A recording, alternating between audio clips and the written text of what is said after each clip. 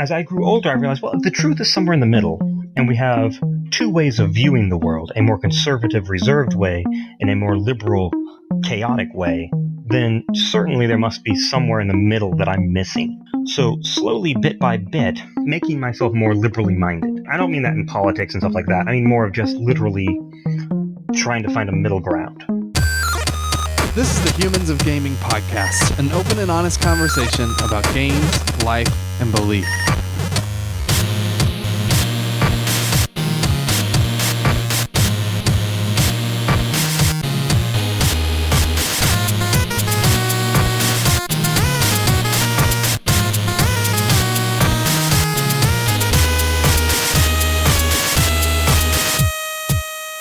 Hello and welcome to Humans of Gaming. I'm Drew Dixon. I'm the Chief Content Nerd at Love Thy Nerd and co-host of this here Humans of Gaming podcast.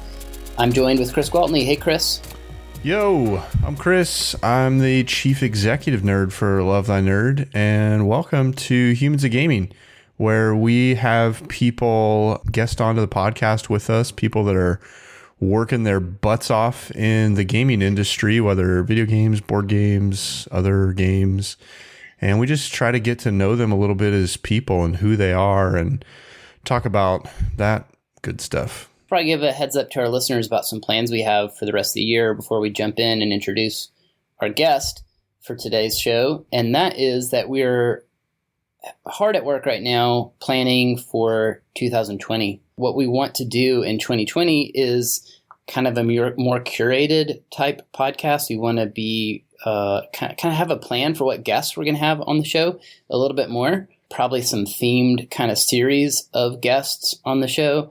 And also we're going to schedule in some breaks for ourselves for next year. So the idea is to kind of do like 10 or so episode seasons. And that would be our year for 2020. So schedule in some breaks, have some killer guests on, and kind of have that all planned out better. We've had to take some breaks recently just for things like our lives getting crazy, holidays, day jobs, Love Thy Nerd, con, planning that, just all those things kind of coming together, and it just becomes hard to keep this and make it sustainable. So I think this new plan will make the podcast more sustainable. We'll have a few less episodes maybe than we did this year, but I think they'll be better and you'll be more prepared for them. This will probably be our last episode for 2019. Yeah. We're going to take some time off for Thanksgiving. Like by the time this comes out, Thanksgiving will have already happened. Take some time off for Thanksgiving and Christmas, and be able to focus on our families during that time. But yeah, we're pumped for 2020. Yeah. Did I miss anything, Chris? You did great. 8 out of 10 would listen again. Nice. I'll take it. So we should introduce our very special guest, and that is Josiah Martindale. Hey, Josiah. It is. And so you just launched a Kickstarter not too long ago, and it's funded, and it's overfunded. Hey, congrats, by the way, dude. Thank you very much. We actually just hit 10,000 today, and we're really feeling pretty good about that. Yeah. And this is your first Kickstarter, right? Yep, this is our first real Kickstarter and our first really professionally produced product. Give us the rundown. When I say the we, it's not like the royal we. I'm talking about me and my friend TJ. Mm-hmm. Together we made Verge Games. I'm the writer and he is the producer. Basically, he's handling all the things that make it come into reality, and I'm the one who makes it up in the first place. Mm-hmm. We took, I took for the writing part, A Christmas Carol and turned it into an adventure module for D&D 5th edition. Not sure. That kind of sums it up, actually. Yeah. I basically ripped off Dickens. Yeah. Not a bad guy to rip off. I figure if you're going to rip something off, might as well go big. I mean, I could have ripped off my cousin, but he's a terrible writer. Yeah.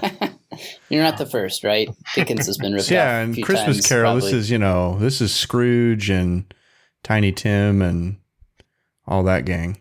Oh, yeah. The spirits of Christmas, past, present, future, all the good stuff. A lot of people don't realize that there's a Scrooge that came before Scrooge McDuck. Yeah, Scrooge McDuck. That's right. Well, that was the one I remember when I was a kid. That or the Muppet one. Well, that's gonna be the next stretch goal, is making a campaign around Scrooge McDuck. Yeah. There, I just came up with your next stretch goal for you. You're welcome. I appreciate that. I think I might have a problem there when I get sued. Well, they're fine. They have enough money. You're right. You know what? They're already swimming in it. I mean, do they really need another pool of cash? And if they do, they're barking up the wrong tree here. But seriously, congrats. Like, that's a huge deal to put out your first Kickstarter and take a big... I mean, that's kind of a, like, a Christmas Carol D&D module. Like, that's a bit of a risk, I would say. And to see how it's been received and, like, dude, great job. Thank you so much. I really appreciate that. We were really... Me and TJ have wanted to do something like this for a long time. And doing a D&D module on Kickstarter was kind of a risky thing in and of itself because in general, those modules don't do all that well. I mean, you could do a full-length campaign thing if you might be able to pull something off there if you have a previous audience. But an independent adventure module was kind of those normally don't hit more than 5,000. Let me just put it that way. I looked into a lot of them, and the numbers weren't that high for it. But we figured D&D Christmas Carol would be a really sweet spot to hit. More importantly, it was the best thing I've probably ever written so far. So we figured we should start with that. What put you over the hump to pull the trigger on it? Because I feel like there's probably a lot of people, even a lot of people listening to this podcast, who think like, I'm going to kickstart a board game idea or a video game or a D&D, a tabletop role playing type game, and they want to do it, but they never pull the trigger. Like, what made you finally go like, okay, I'm going to do this. Like, I'm actually going to put some resources together, do some groundwork, and so I have something to present and put on Kickstarter. And right, I know exactly what you're talking about. That the impetus to finally do it and stop thinking about it. Yeah, right. And that's a big obstacle because, look, I'm going to put up another adventure sometime after this, or a book, or write a novel, something. I now know I'm going to do this because the second time's way easier.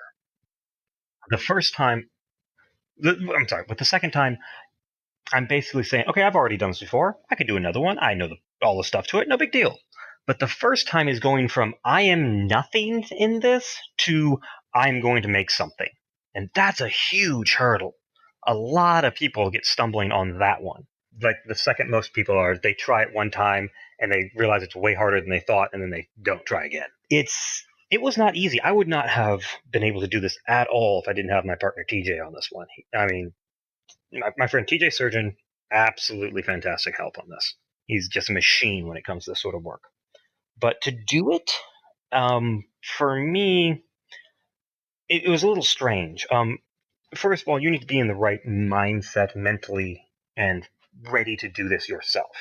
I wish I could have done this years ago, but I wasn't someone who was ready to do it back then. But now I am. I'm ready to take on the responsibility, the work, the time. I'm willing to give up the part of myself that likes to remain anonymous. I don't really want to jump out in front of a crowd, but I want to do this adventure thing and write and make these game stuff, so I have to give up that part of myself if I want to make this part happen. So I did that. So here I am on a podcast. Yeah, that's right. Yeah, that's all you got to do. You have to be willing to be the person that would do this sort of thing. That was the first thing. For us, what actually made us do it, okay, that was actually kind of a funny story. That we have a friend, the guy who did the maps for our adventure. They're really wonderful maps, and we're so excited we could get him to do it. It was done by a guy named Tanner of Yarrow Studios, Tanner Yarrow. He makes great maps, and he did a Kickstarter about a year ago that was for his immersive battle maps, and he had this large book that opens up and lies flat and has maps in it. It was brilliant, and I saw that and I thought, what if I could take the Christmas Carol adventure and turn it into a book that opens up like that? And we kind of explored the idea and thought that would be kind of really cool. It's basically just like the books you told, just turning the pages. The idea didn't really pan out for a variety of reasons, but we were already kind of on the trail there of what if we made an adventure and kickstarted this thing, and so we just kept going with it. And eventually we got to the point where we actually kicked it off. And I guess you had probably written some of the content already, right? Because didn't this kind of come out of like this campaign that you wrote for friends, as I understand it, like for fun, like you thought it would just be a good thing, enjoyable thing to do with your D&D buddies. Yes, the original idea for this, and I need to make sure I give proper credit where credit is due. First, Dickens, of course. It all comes back to him. Gotta get Chucky in there. Yeah, old Chucky. Old Chucky D. So about 4 years ago, I ran my very first tabletop game as a big campaign for some friends. I belong to a small group here, and I'm in Kansas City, by the way. There's a small group of guys who had been playing the game for like 30 plus years. Oh, wow. And had you been playing that long? No, I'm not. I'm barely that old. But they had been having this game group going on forever. My friends Rick, Grant, and Jerry. Well, they had kind of slowly whittled down to just the three of them playing it, and they invited some more friends in, and the fresh blood was me and a few others, like TJ. And one day I decided I was going to run my first campaign. So I did. I actually ran it for Pathfinder. And I really got into it, and this is the point when I realized that I'm a writer at heart. I love telling stories. Christmas came along, and I'm like, well... So you didn't have a ton of writing experience prior to, like, D&D was kind of, or not D&D, but tabletop role-playing was the thing that sort of awakened... oh, yeah, hardcore. Like a realization, like, hey, I've got some skill here, and I enjoy this. Oh, yeah. I mean, I'm an accountant by trade. I thought that was the career for me, and then I realized this is a poor fit. I'm a much better writer. So that's well, you probably write lots of numbers or something, right? Yeah, not as much. Mostly typing them now. Yeah. It's funny how like our hobbies can bring that out, you know? Like, yeah, mine's an odd story like that. But anyhow, I've rabbit trailed off there a bit. Well, we encouraged it, so it's good. Fair so enough. Christmas, sorry. Yes, Christmas comes along, and I realize, half the guys can't play anyways, so I need kind of a break in the middle of the campaign. But half of them still can play, so I'm like, well, I'd hate to, like, the one game we're going to get out of an entire month. And like, yeah, I mean, you guys are nerds. You gotta keep playing for the ones who can play. You gotta have something to do. So I looked around to find a Christmas adventure, something or other, and I found nothing. I found absolutely nothing. Everything I found was really, really cheesy, corny. It was just like, this is just completely out of place. Go save Santa's workshop, sort of thing. And like, I had get baby Jesus to the end, or marry to the end so she can give birth to baby Jesus. It's like, oh, good Lord, are you kidding me?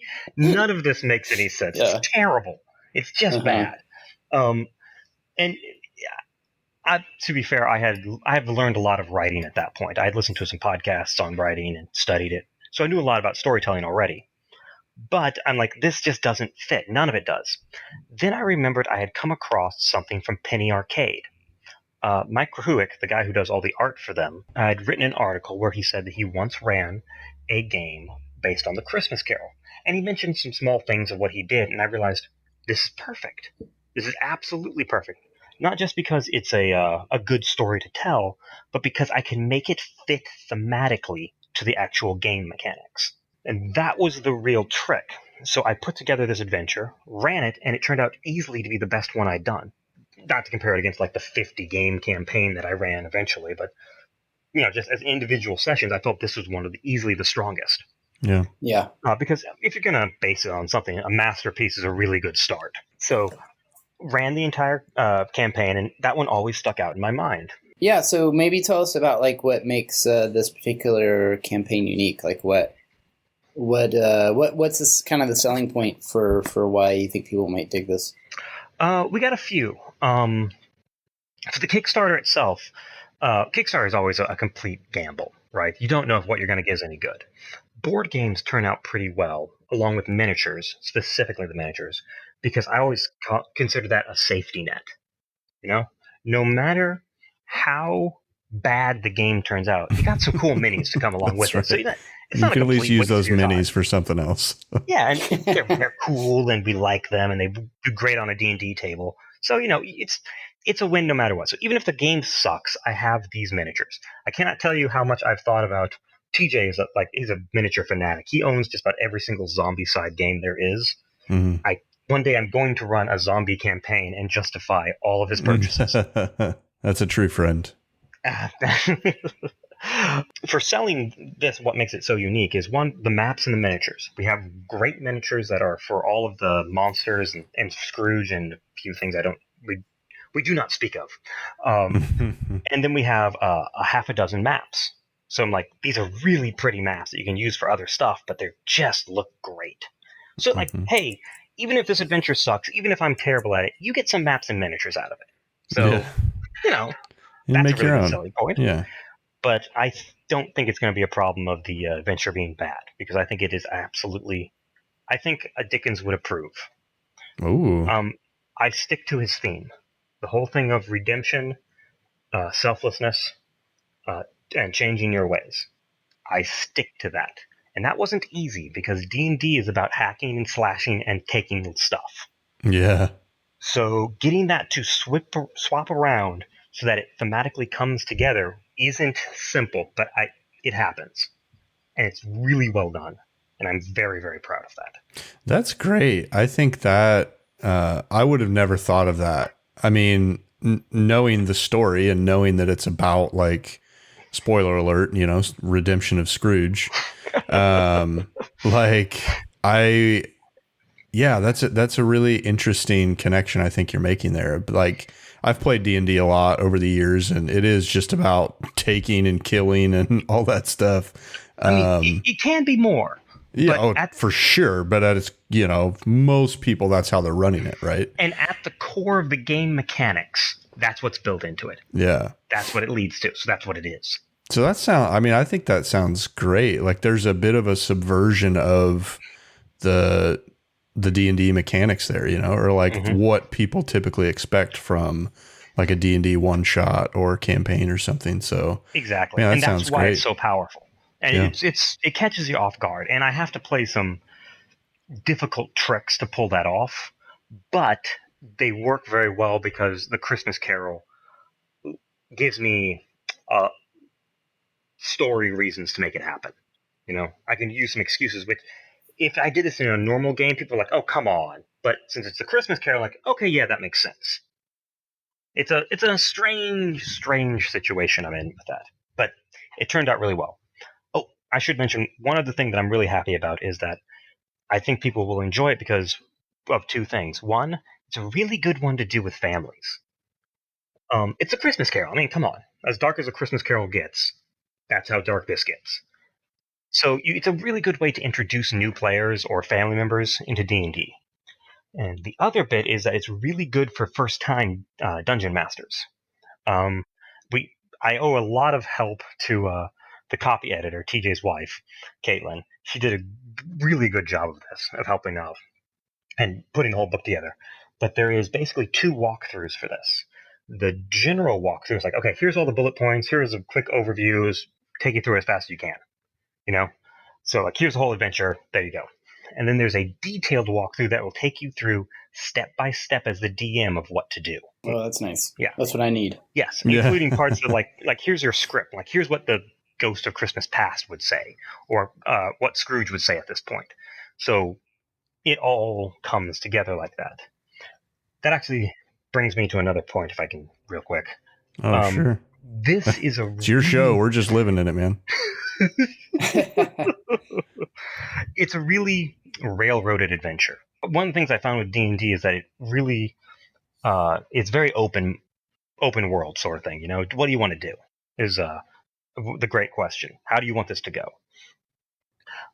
But in these one shots, they're very much a very directed adventure. Here's this small adventure for this one night. I don't have time if you want to go run off in a different direction. It's something I've been kind of looking at for a long time to understand, because it's basically open world design versus a linear story driven one. Which you've heard that probably 1,000 times before, especially among video games. And it had to be a very railroaded direct one because it was Charles Dickens' story. And I think it works and stands out because you don't have to, as a DM, worry about your players doing a million crazy things you couldn't predict, which is the big weight on DMs.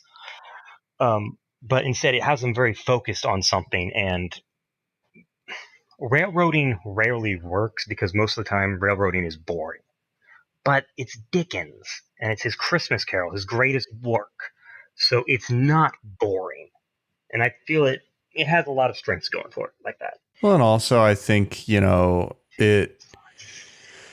you have an experienced DM that backs this and picks it up, they can do whatever they want with it. Oh, I mean, absolutely. they can use as much of it as they want. They can use as little of it as they want. I mean, like you said earlier, they can just use the minis and the maps if they want and make up something entirely their own. So I think that's what's neat about it, is that it kind of covers all bases. Like, it covers the people that, man, this is the first time they've ever DM'd, and it's a script. They can just read through the script and learn the ropes. Or if you've got somebody that's been doing it for 30 years, they can, take it and run with it and go crazy, Yeah, exactly. And like, that's why I keep looking at this and like, I'm really proud of the work we've done here. I'm proud of my writing. I'm proud of my friends and how they put it together. I love the way it looks. I'm so excited to get this out to people because our copy editor, Caitlin, I swear, I looked at this and I realized this looks one step down from what Wizards of the Coast would produce.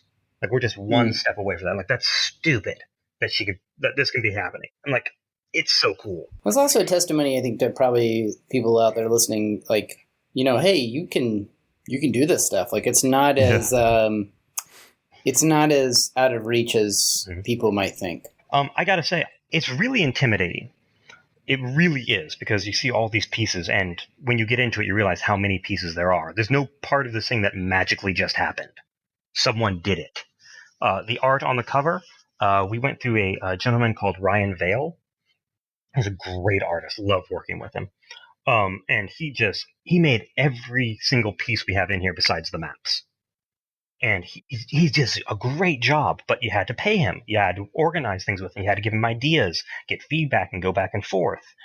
It is a lot of work, but it really can be done.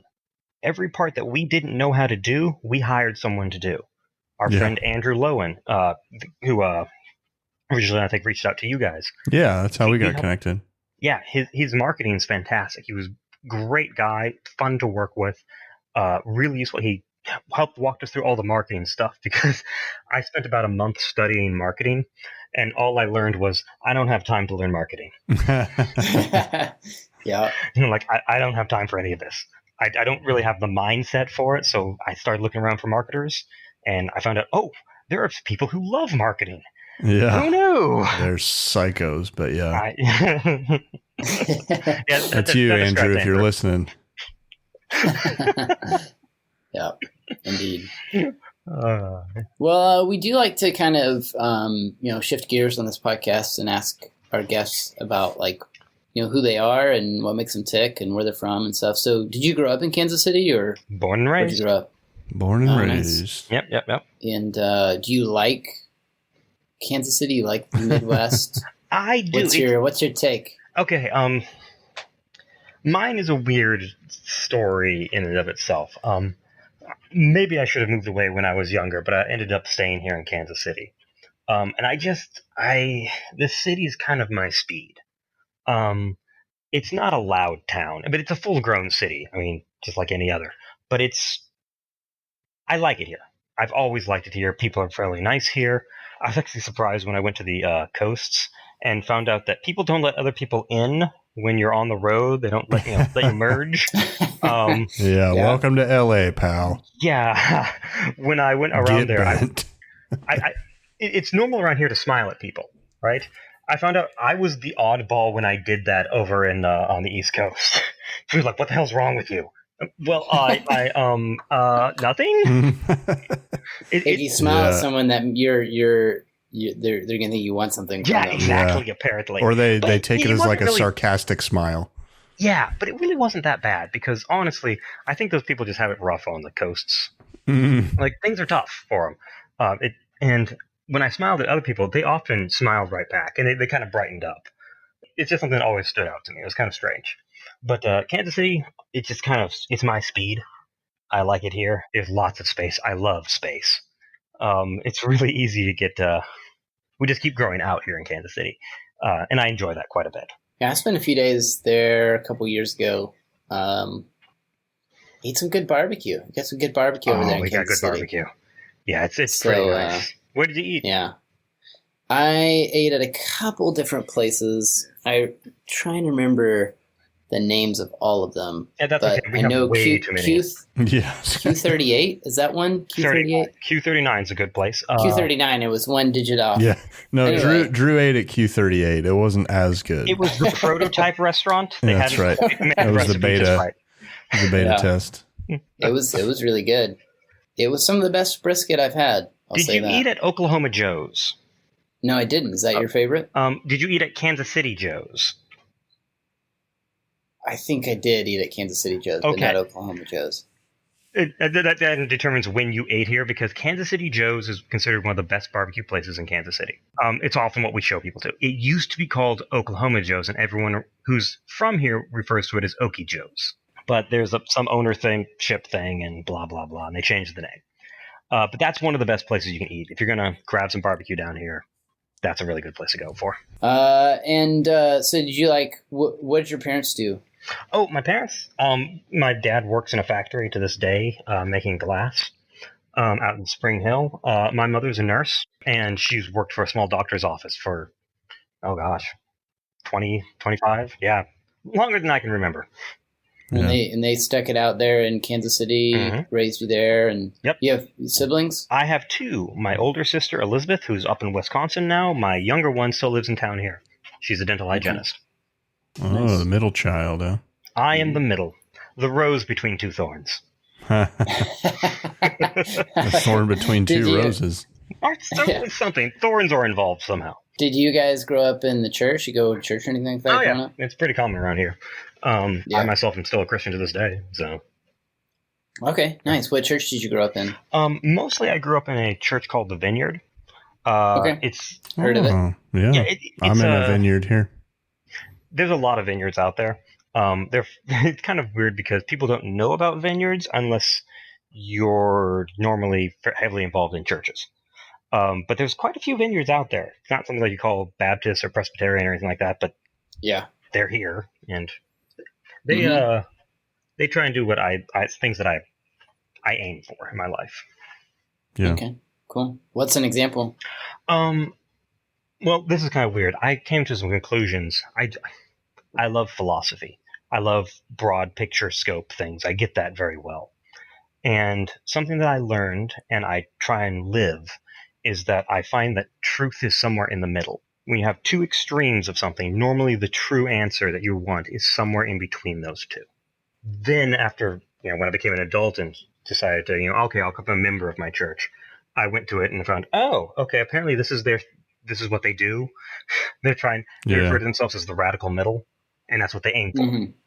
I'm like, apparently I was raised in just the right church because they're already doing what I want to do, aim for the middle. That's interesting because I feel like most people think of the middle as like a fine place to be, but you referred to it as the radical middle. Like, what's that about?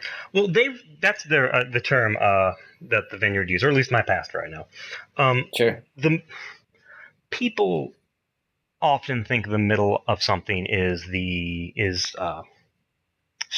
straddling the fence, or it's non-committed, and that's often true. Yeah. Or like compromised somehow. Exactly. But I won't speak directly for the churches. I cannot represent them, and I don't feel that's appropriate. But I can say for myself. Well, we want you to do that. I'm sorry. You don't have to be. I need you to speak for someone else who's not here. I'm going to call Mr. Vineyard and let's get him on the phone. Mr. Vineyard. Or Mrs. Vineyard. Yeah. I'm sure there's a Mrs. Vineyard out there too. I hope they're happily married. There is for me, whenever I see an issue, if there are two sides to an issue, then both of you must have some of the truth. You must have some perspective that is worth having, because it's very rare that that's not true. Yeah. So if both sides have some of the truth, that must mean that the truth that you really want, the thing that is just true, is somewhere in between those two. You need to make a compromise between them to get what you want. I've often found that the far side, just going one way or the other, often ends in extremism. and that always ends poorly. Yeah. Yeah. Well, we can see that so much today. I mean, scrolling through Facebook or Twitter or anywhere else, you can see what the extremes look like. And yeah, I agree with you. I think they're usually balance is, key. That was a hard thing for me to learn too, because it takes a lot of introspection. For example, I think one of the reasons that I didn't become a writer sooner was that when I was younger, I was a very conservative person. I just, by nature or whatever, I was. So I didn't do a lot of the artsy things. I didn't explore stuff like that when I was younger. Yeah, you became an accountant. I became an accountant, yeah. It just seemed like the right thing to do at the time. Mm-hmm. As I grew older, So you'd say as a kid, you kind of you grew up in this church, I guess, and you kind of just took it for granted? Well, not entirely, but some of it. Yeah, definitely some of it. And it wasn't just like the church itself was conservative, because it really wasn't that conservative, and it's definitely not interested in politics. But it's just that my personal nature and how I chose to do things. My younger years were very interesting, but that's later.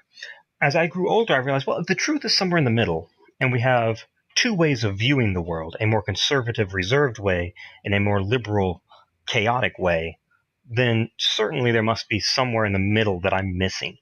So slowly, bit by bit, I started making myself more liberally minded, and more, and not. I don't mean that in politics and stuff like that. I mean more of just literally trying to find a middle ground.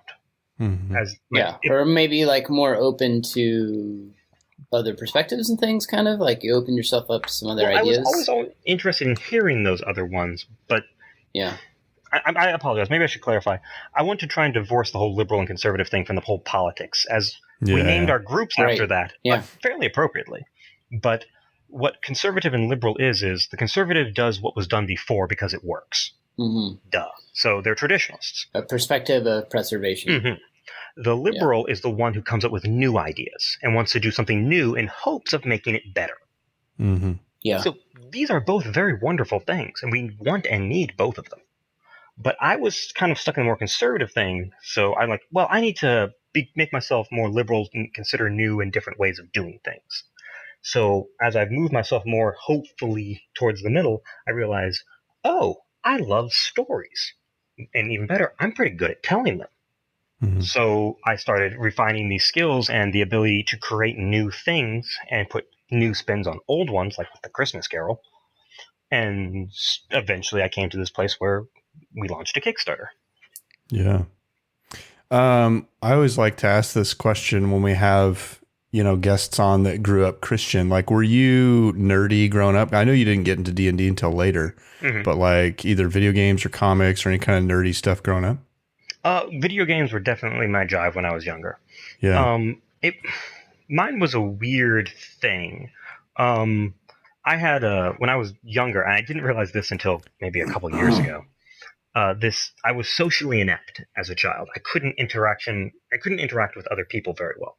I couldn't carry on a conversation well. I didn't know what to say. I didn't pick up on social cues, all these sorts of things.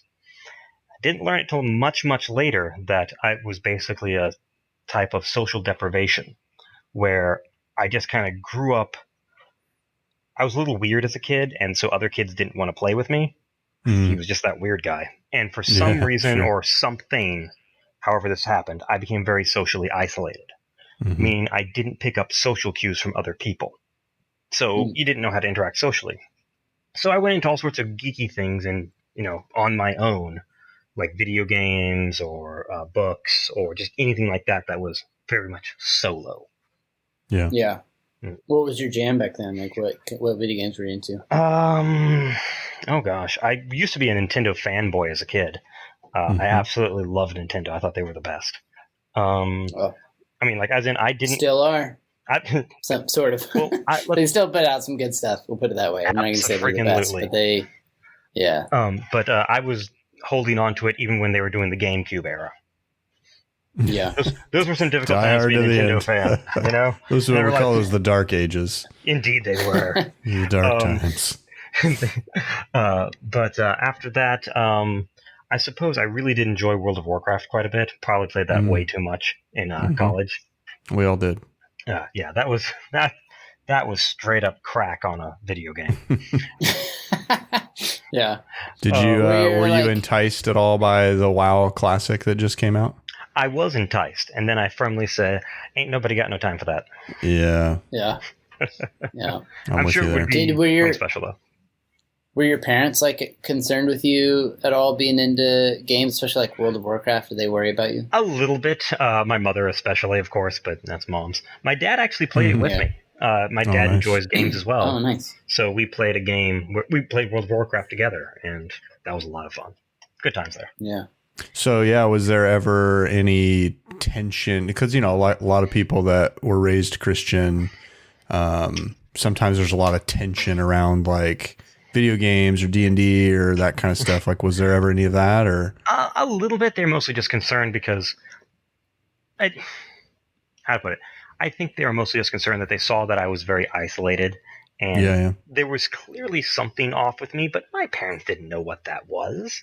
I'm not going to put that on them to try and figure it out. I mean, I only found it out like a couple of years ago because someone extremely smart mentioned it.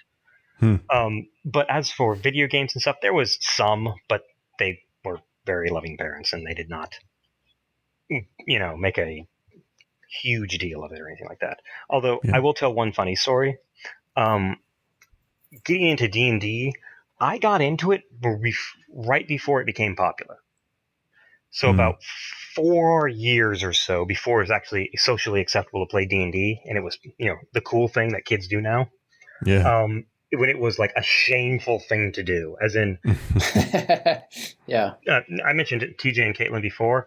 TJ got me into it, and he was on the phone with Caitlin, his then girlfriend, and she's saying, I'm just hanging out with some friends. And my friend Rick turned to him and said, "Tell her you're playing D&D.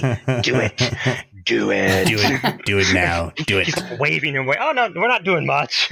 It's the time when you would not admit you're playing D&D because that is the end of your social life. That's funny. It's funny now, like I almost I've sort of almost like disciplined myself to do this. Like I just I want to be really honest about my hobbies and stuff. Like I used to be that way too, like, cause I've written about video games for years now. And manage sites like Love Thy Nerd and stuff. And, I used to be kind of embarrassed to tell people sometimes, especially Christians, you know, because, when you tell them, they're going to be like, there's going to be something like, oh, well, that's weird. Guard your heart. Or bro. they might say like, they might kind of like say something a little bit dismissive of it. Right. But now I'm like, you know what? I'm proud of what we do at Love Thy Nerd, and like, I don't know. It's like almost like a personal value, like a core value of mine now, that I'm just not going to be ashamed of those things anymore. Yeah. Well, in part, that's probably because you've grown older and you're more assertive of who you are now. Yeah, that may be part of it too. I know who I am, and now I'm a much more charismatic person because of it. I'm much more certain. People are like, oh yeah, Joe, he's such and such. But when you're younger, you're still trying to figure out so much that you don't want to be rejected for anything. And rejection really hurts, and it's heavy. For sure. That's why people are keeping it down the down low when they're younger. But, when you get to roughly your 30s or something like that, you kind of know who you are, or at least some of the basics. Plus, nowadays, we've lost a lot of our standards and stigmas.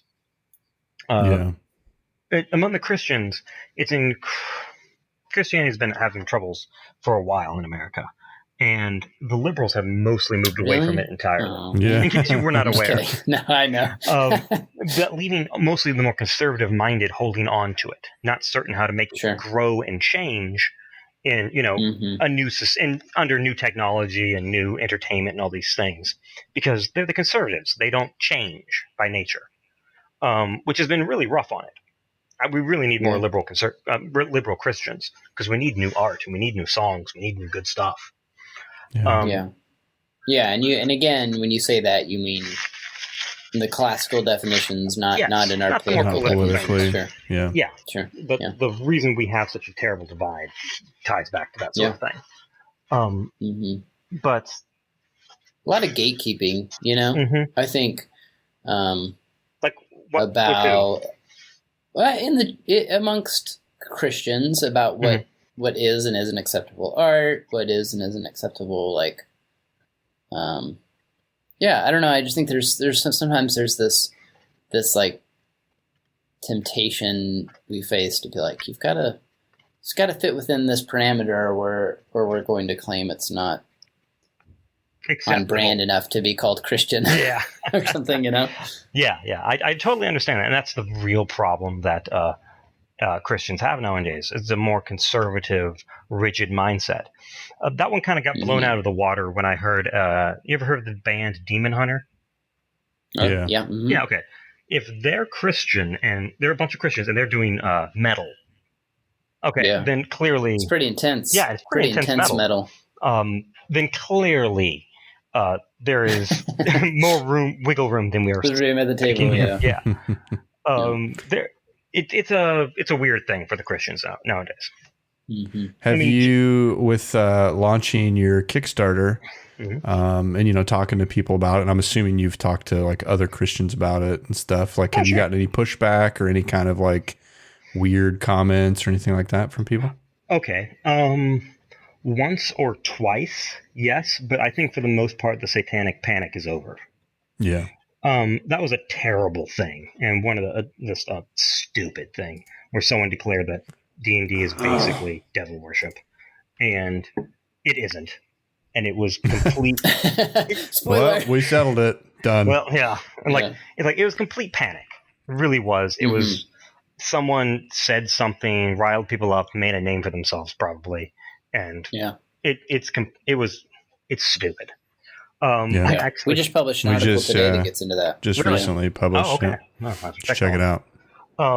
It's called A Christian Defense of Dungeons and Dragons. Good. So it's up on lovethyNerd.com. Yeah, I'd like to read that one. So it was so occasionally a little bit of that remains. I believe one of my parents actually said when they found out I was playing D&D like 2 or 3 years in, when I happened to mention it. It's funny that they found out 2 or 3 years in. Well, I had to know if I even wanted to play it. Yeah. Sure. And they said, Joe, that's the devil's game. And I had to talk someone down off a ledge there. That it's perfectly fine. It's really not. Yeah. And now they don't remember ever saying that. Yeah. Because it's funny how, I think, you said that the satanic panic has died away, but I mean, clearly it hasn't if that was the response. And it's funny, too, because I think there's lots of, reasonable, level-headed Christians out there that still kind of think of it that way just because of the way the conversation was controlled, back when that all started. And so there's just this sense of that. Even though if they really stop to think about it, or if they watch someone like Chris always tells a story about his parents watching him play D&D after they were worried about it. Yeah. And then they actually saw him play and they were like, oh, please never play here again. Yeah. Yeah. They're like, this is dumb. It's not demonic. It's just dumb. Just go away. It's just stupid. We're not worried about Satan getting you. We're worried you're just not that bright. Yeah. You're just dumb. But yeah, so I think it's just, that I guess it's a testimony of how powerful rhetoric is. And it really is. Small, half-truths being out there in the world. Or not even half-truths, but, just this... That's all it takes to sort of create a unfortunate culture. Well, have you ever heard of something called an anchoring point? Yes. Where you basically, you bargain for a car, and the first opening price is $10,000. That is now anchored from there. Whether it goes above or below, it started at $10,000. Mm-hmm. That's why they put the numbers on the cars, so they can anchor the price where they want it.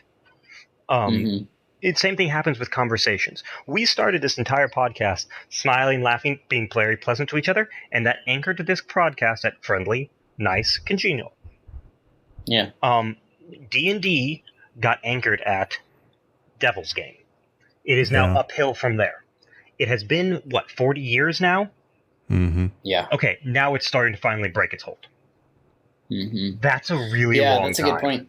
Mm-hmm. yeah, that's a good point.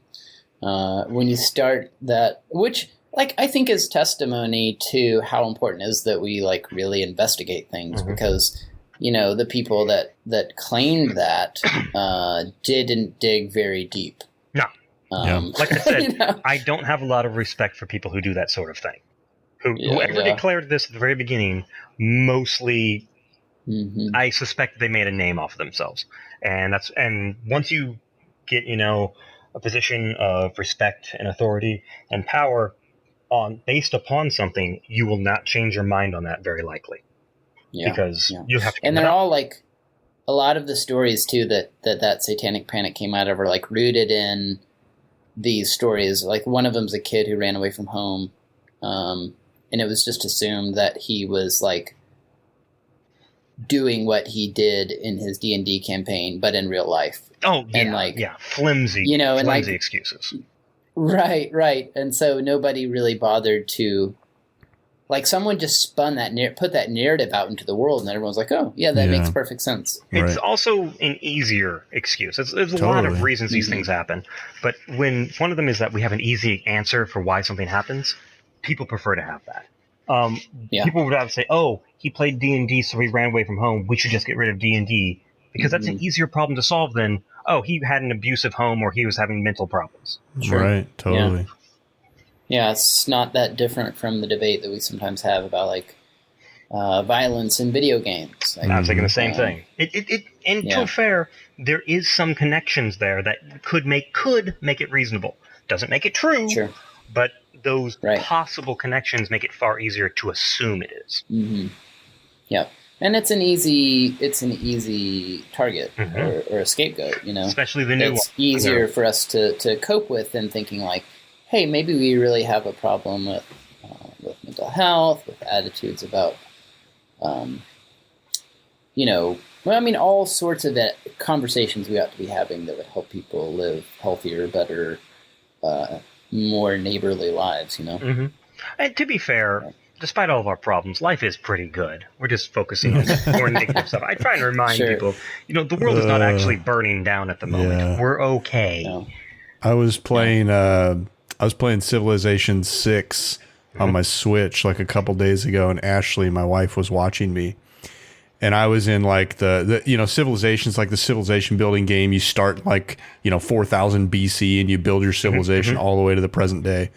And I think I was playing a scenario where I was Vikings, running around just pillaging and just destroying people. And she's watching. She's like, man, we live in a really easy time. I'm yeah, you're right. Yeah. Yep.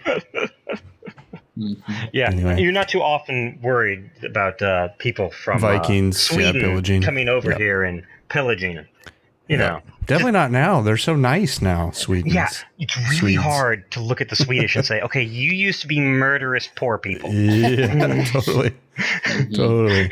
You were huge, blonde, and had axes. Yeah.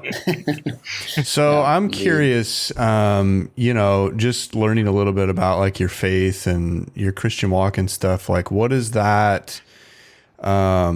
How does that play into your fascination with the Christmas Carol and doing this Kickstarter and all that stuff? I mean, obviously there's a lot of those themes in the Christmas Carol, we talked about with redemption and forgiveness and selflessness and those kinds of things.